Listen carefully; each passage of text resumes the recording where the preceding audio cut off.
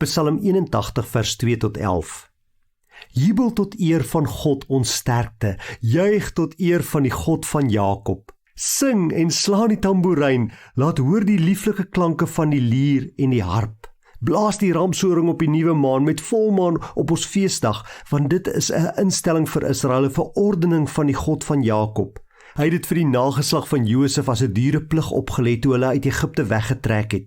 Wat hulle toe nog nie geweet het nie, het hulle gehoor. Ek het die swaar drag van julle skouers afgehaal. Julle kon die mandjies neersit. In julle nood het julle geroep en ek het julle gered. Ek het julle uit 'n donderwolk geantwoord, julle by die waters van Mariba op die proef gestel. Luister my volk, ek gee julle 'n opdrag. Israel, luister na my. Daar mag vir julle geen ander God wees nie. Julle mag voor geen vreemde God neerbuig nie. Ek is die Here julle God, wat julle uit Egipte laat wegtrek het. Wat julle nodig het, sal ek in oorvloed gee. Hier in Psalm 81 kom herinner God sy volk, sy kinders daaraan, dat hy hulle gered het uit Egipte. Hulle was slawe in Egipte, hulle het 'n las gedra, dit het swaar en moeilik met hulle gegaan, maar God het hulle gered. Net so het God ook vir jou en vir my gered. Want ons was slawe van sonde, ons was onder die heerskappy van sonde gewees. En Jesus Christus het sy lewe kom aflê, sodat ons gered kan word, sodat ons vrygemaak kan word. En dan kom gee God 'n opdrag vir sy volk, vir sy kinders. Hy sê, daar mag vir julle geen ander God wees as ek nie. Jy mag nie voor 'n vreemde God buig nie. Vir ons beteken dit, niks en niemand mag belangriker wees as God nie.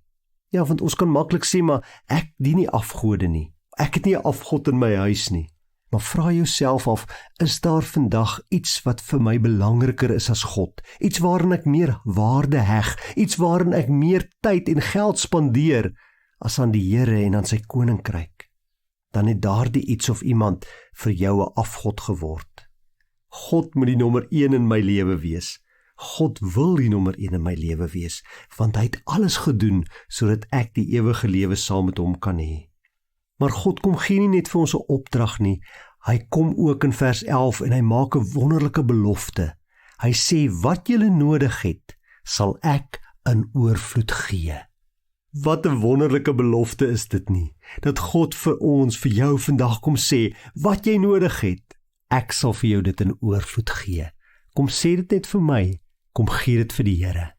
Here, baie dankie dat U vir ons die belofte maak, dat wat ons nodig het, U vir ons in oorvloed sal gee. Help my om my daarom nie vandag te bekommer nie, maar om my lewe net in U hande oor te laat. Dankie dat U my kom red het van die mag van sonde. Here, as daar iets of iemand is wat vir my belangriker geword het as U, dan vra ek dat U my dit sal uitwys. En dan kom bely ek nou my sonde, my ongehoorsaamheid voor U. U is die belangrikste in my lewe. U is my alles. U is my lewe. Amen.